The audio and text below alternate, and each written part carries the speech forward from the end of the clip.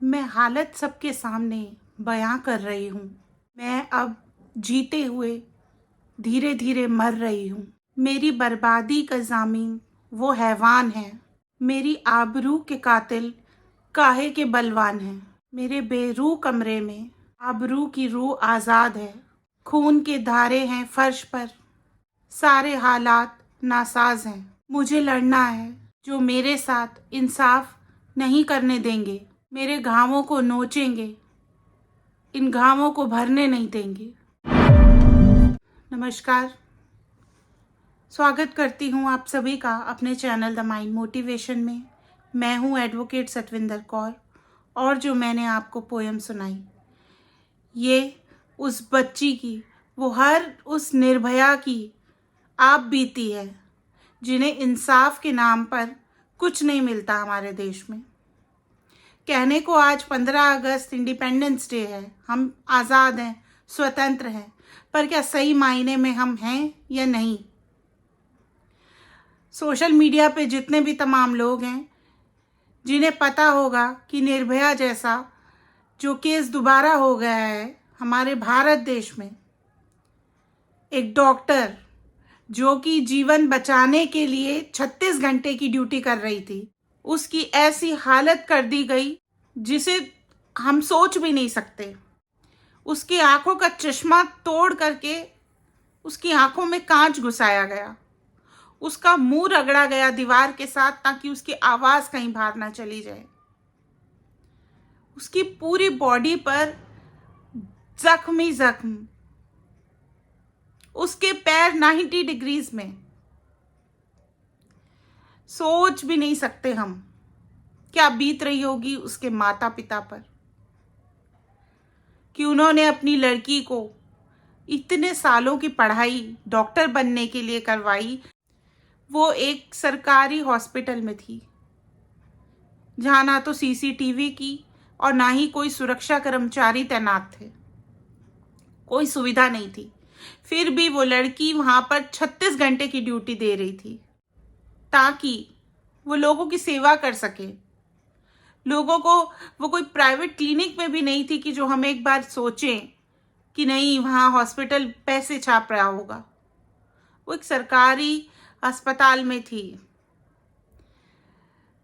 अपनी सेवाएं दे रही थी कि लोग आएंगे, इमरजेंसी के पेशेंट होंगे और वो राउंड मारेगी और वो देखेगी, क्योंकि डॉक्टरों का अभाव है वहाँ पर, इसलिए उसकी एक्सटेंडेड ड्यूटी थी। ने 11 बजे अपने घर में फ़ोन करके बताया अपने माता पिता को कि आप लोग सो जाओ, मैं ठीक हूँ, बस डिनर करने जा रही हूँ। और 2 बजे वो पढ़ने के लिए सेमिनार रूम में जाती है, जहाँ वो पढ़ती है, वहाँ उसको थोड़ी नींद आ जाती है और वो सो जाती है। और वहाँ पर आता है संजय रॉय, जिस पर कि मुझे नहीं लगता कि वो रियल अपराधी है, जिसके ऊपर सारा दोषारोपण किया जा रहा है। क्योंकि अगर उसकी हिस्ट्री देखें तो वो पुलिस साथियों के साथ, पुलिस कर्मचारियों के साथ काम करता था। वो अपने आप को भी पुलिस ही बताता था लोगों को, उसको पावर में रहना बहुत अच्छा लगता था।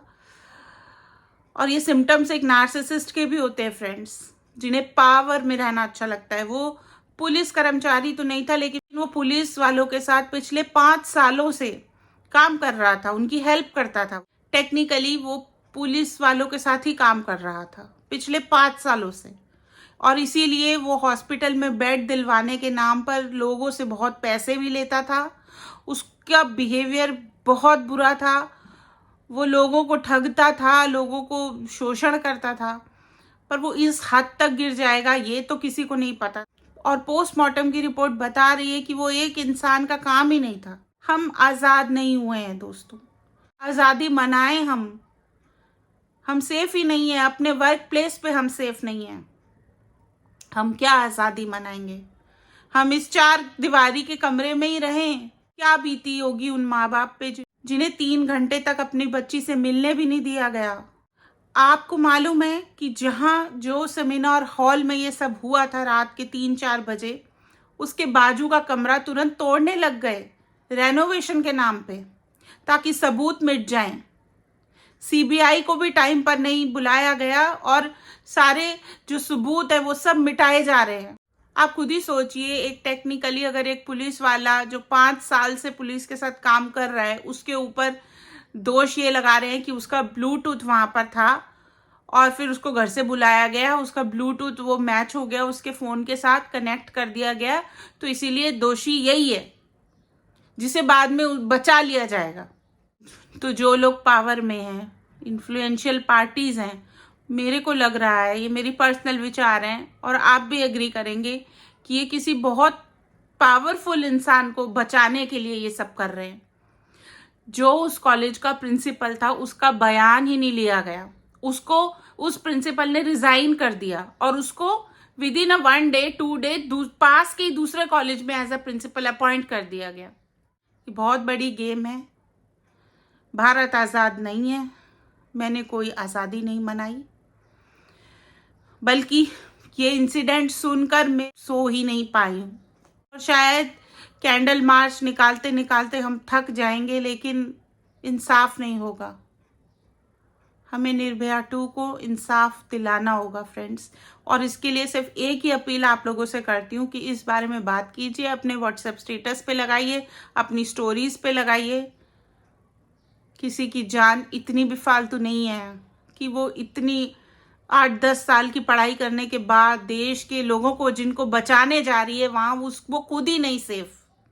प्लीज़ इस बारे में बात कीजिए ताकि कुछ न कुछ तो इम्पैक्ट क्रिएट हो कहीं ना कहीं। ये एक देश में अगर सब लोग बात करेंगे इस बारे में, स्टेटस लगाएंगे, स्टोरी लगाएंगे, इतना तो आप कर ही सकते हैं ना। ये मामला ठंडा ना हो जाए 2 दिन के जोश के बाद। इस बार हमें चुप नहीं रहना, इस बार अपराधी को सजा देनी है और सजा ऐसी होनी चाहिए कि जहां पर औरों के मन में भी ये डर बैठ जाए कि किसी की बहन बेटी को वो गलत नजर से कभी ना देख पाए। कई देशों में कानून इतना इजीली मैनिपुलेट नहीं होता है, लेकिन इंडिया में कानून बहुत इजीली मैनिपुलेट होता है फ्रेंड्स। मैं एडवोकेट सतविंदर कौर लेती हूँ आपसे अलविदा। वीडियो इसीलिए बनाया क्योंकि अगर सोशल मीडिया पे आप 4-5 हज़ार लोग हैं मेरे सब्सक्राइबर, तो ठीक है, छोटा ही सही चैनल, हम आवाज़ उठाएंगे, हम बोलेंगे, इसके बारे में बात करेंगे। अगर 2-3 इंसान भी इसके बारे में सोचने पे मजबूर होंगे तो शायद हमारे देश में भी बेटियां सुरक्षित रह पाएंगी। क्या बीती होगी उनके माँ बाप पर, उन्हें इंसाफ तक नहीं मिला। उस लड़की को इंसाफ दिलाने के लिए हम सभी को एक होना पड़ेगा। धन्यवाद।